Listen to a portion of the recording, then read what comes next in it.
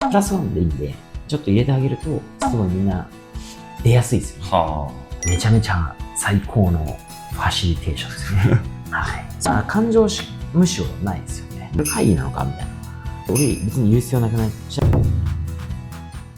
こんにちは、もんじです。このチャンネルでは、14歳から働き、21歳で起業、現在までに300億円以上売り上げた経験から培った組織づくり、育成術など役に立つ内容をお話ししています。興味のある方だけ見ていただけると嬉しいです。本日も前回に引き続きですね、応用スキル実践力ということでお話伺えればなと思っております。はい。はい。前回会議のことを喋ったんですけど、はい。ちょっとその続きで改めてっていうのを踏まえてですね、はい。会議現場でロジカルシンキングの活用ということで、前回参加者目線がほとんどだったんですけど、改めてですね、視点1参加者目線ということで、はい。意見はプレップ法やピラミッド構造、そういったもので簡潔に、はい。結論から、根拠、理由、詳細具体例ですね、前提と目的、評価軸みたいなもの、そういったことを明示することで伝わりやすくと。はい。合意を得るには違いではなく共通点から入ると、いうようなことをお話しさせてもらいました。はい。で、今度視点2としてファシリテーター目線、会議を仕切る人ですよね。はい。これはやっぱり論点の整理と合意形成を導く役割っていうものがあると思うので、はい。そこについてちょっとお話したいなと。お願いします。一つ目は会議のゴールと進行の見取り図を描くことであると。このマシンはやっぱり会議冒頭で今日の会議の目的、もしくはこの議題の目的、議論すべき論点、意思決定の範囲、こういったものを明確にした方がいいですよね。はい。例としては今日は A と B の2案について導入コストと期待効果の観点から最終判断することが目的ですと。みたいな感じですかね。はい。前回も言いましたけど、結構目的とかですね、論点がずれていったりとかですね、僕もよくやっちゃうんですけど、ファシリテートしてる側はね、意外とできるんですよね。ファシリテートに集中すれば。でも議論するサイドに立つと、結構論点がずれていっちゃったりとか、何を決めるんだっけみたいなことって多分皆さんもよくあるんじゃないかなと思うんで、ファシリテーターとしてはしっかりそれを明示すると。そして論点がぶれたら立ち戻らせると。脱線とか主観論が出たら、例えばですけど、今の話って目的にどうつながりますかと問い返してみたり、論点をホワイトボードなどで見える化して、もう一回話してみましょうと。結構ファシリテーター重要ですよね。なので、とにかく論点がぶれたら立ち戻らせるっていうのもファシリテーターの役目だったりしますと。次はですね、できるだけやっぱ意見は引き出して構造化するってことですね。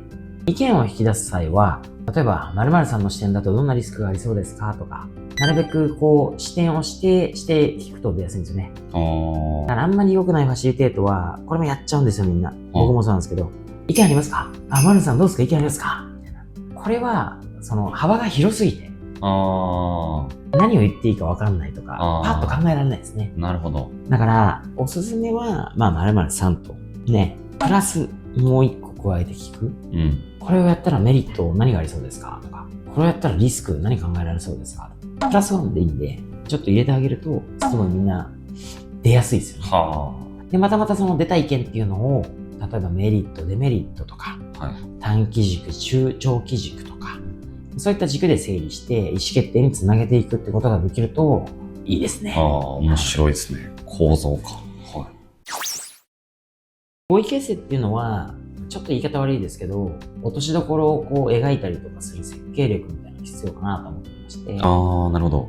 もちろんその会議の議決権とかで、法的にもそうですし決まってるものもありますけど、やっぱりその、全員一致っていうのはなかなかないと思いますし、人数にもよりますけど、納得解、最大公約数とか、探ったりとか、あとはやっぱりその対立意見がどうしても出たら、前回にもお話したように、その目的って何でしたっけと。A か B かじゃなくて、じゃあ C だったら C だったらとか、共通ゴール再認識、再確認して、その上で両案の強みを組み合わせられないかを探ったりとか、そういうのをファシリテーションしてもらえると、めちゃめちゃ最高のファシリテーションですね。折衷案を見つけるみたいな。はいはい。まあ、折衷案というか、もうとにかくベスト案ですよ。ベストワン。うん。僕は落としどころってあんま好きじゃないんですけど、言葉が。はい。まあでも、言葉尻で言うと、そう、落としどころを見つけるんですけど、とにかく A か B かとかどうでもいいし、C でもいいんだけど、ベストな案に導くとなるほど。いうことがいいですよね。ははい。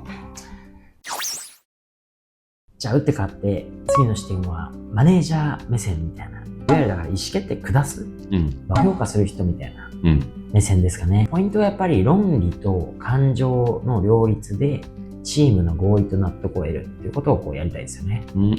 感情も入るんですね。やっぱりそれこそだから、例え話としては、正論だけ述べてうまくいくのは誰も苦労じゃないわけですよ。確かに。そっか。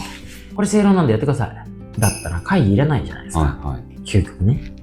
これが決定事項だからよろしくっていうのは会議じゃないですよね。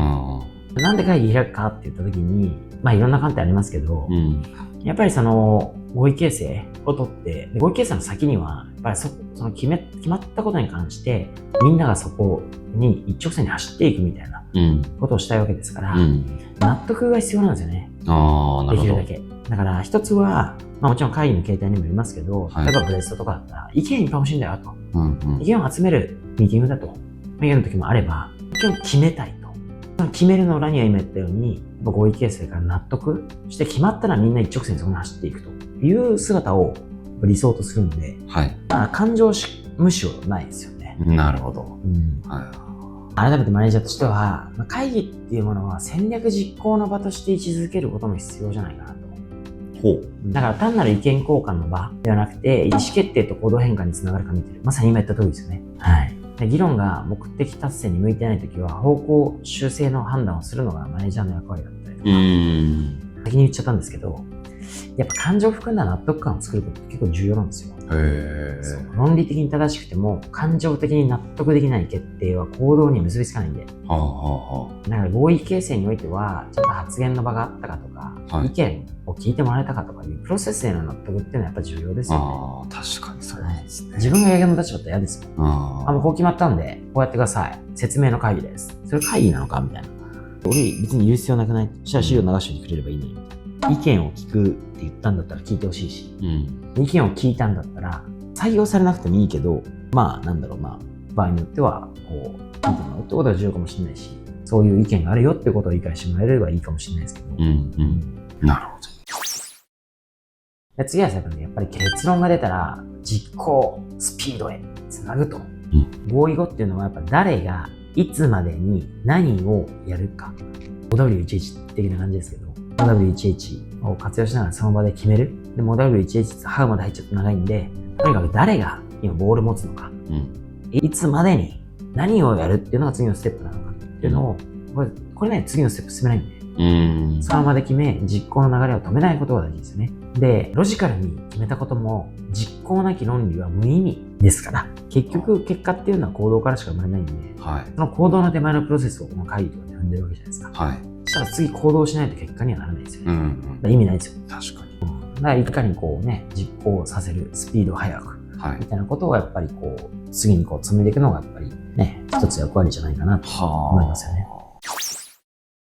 まあいろいろ喋りましたがまとめると、こう立場別に必要なこうロジカル実践力というかですね、会議においてですね、の違いなんですけど、改めて参加者としては意見を出すとか、合意に貢献するとか、役割ですよね。ロジカル思考の応用ポイントとしては意見の構造化、前提の共有とかですね。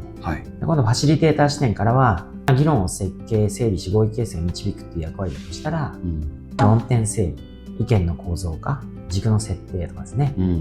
マネージャーの視点からすると、役割は判断、方向づけ、実行責任を伴うわけですから、ここで使うロジカル思考の応用ポイントは、合理性と納得感のバランス、実行設計みたいな。こうやってロジカル思考の応用ポイントが会議でも参加者、ファシリテーター、マネージャーにおいてありますと。なるほど。これらやっぱりこうしっかりと全うしていくことができたら、ロジカル思考をちゃんと応用できてるなと。確かいうことになるんじゃないかなと思います。ありがとうございます。で、会議の場が一番ロジカル思考の応用ができるんですかね。いや、一番できるかどうかはもう全てにおいてなんで、あんまり僕は優劣ないですけど、でも会議はやっぱりちゃんとロジカルにできないと、なんだろうな、僕の中でやっぱ型が大事かなと思うんで、型。僕もね、社長という立場で結構好き勝手やろうと思えばできちゃうんで、はい。会議を乱すことも多いんですけど、型がちゃんとしていれば、やっぱり型をしっかりやろうということでやったときは、やっぱりスパッと、むしろ物足りないぐらいでもっと喋りたかったって言ったらダメなんですけど、ちゃんとした会議ができてって思うので、大事ですよね。はい。なんかお邪魔してみたいですね。森社長の会議の様子とか。やめた方がいいかもしれない。やめた方がいいかもしれない。僕はどっちかっていうと、こんな偉そうなこと言ってますけど、割と喋ってしまうんです。はい。まあだから会議によっても違うんですよね。ロジカルにしっかりとやった方がいいものもあれば、まあそれこそブレストみたいにわーっとこう言った方がいいこともあるし、参加者の人数とか、その会議自体の目的とか、なるほど。もちろんいろいろありますんで、まあそういったことも含めてロジカルに考えられるといいんじゃないかなと。はい。思います。ありがとうございます。今回は以上になります。最後まで見ちゃった方や、少しでも気づき、学びがあった方がいたら嬉しい限りです。ありがとうございました。